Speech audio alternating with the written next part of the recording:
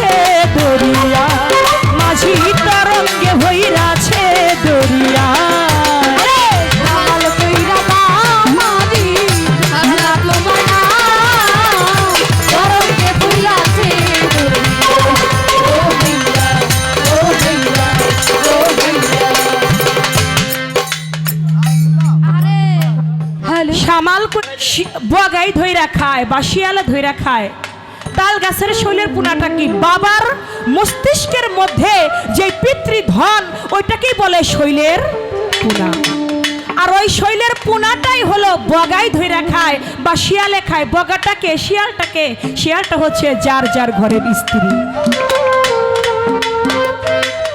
সে হলো ভালো কাজ করার মিস্ত্রি খারাপ কাজের মিস্ত্রি আর যে হয় অর্ধাঙ্গিনী যে হয় সহধর্মিনী তাকে দিয়ে হয় ধর্মের কাজ। এজন্য বাবা, বিয়ে করলে বউ পাওয়া যায় একটা, নিগুর সাথী মিলে না। কি দিয়ে করব গুরু তোমার সত্য সাধনা? বিয়ে করলে বউ পাওয়া যাবে, কিন্তু একটা নিগুর সাথী মিলে না। যার কাছে গেলে তোমার পিতৃধন হারিয়ে যায়। যে রক্ষা করতে জানে সে হয় সহধর্মিনী, আর যে রক্ষা করতে জানে না সে হয় স্ত্রী। এজন্য তোমার ওই শৈলের পোনাটা তোমার বগাই ধইরা খায়, এটাকে তোমার রক্ষা করতে হবে আমার সানাল চাঁদের মতো আল্লাহর একজন ওলির কাছে গিয়ে। এই ছিল কথা, গানে গানে জবাব দেওয়ার চেষ্টা করলাম।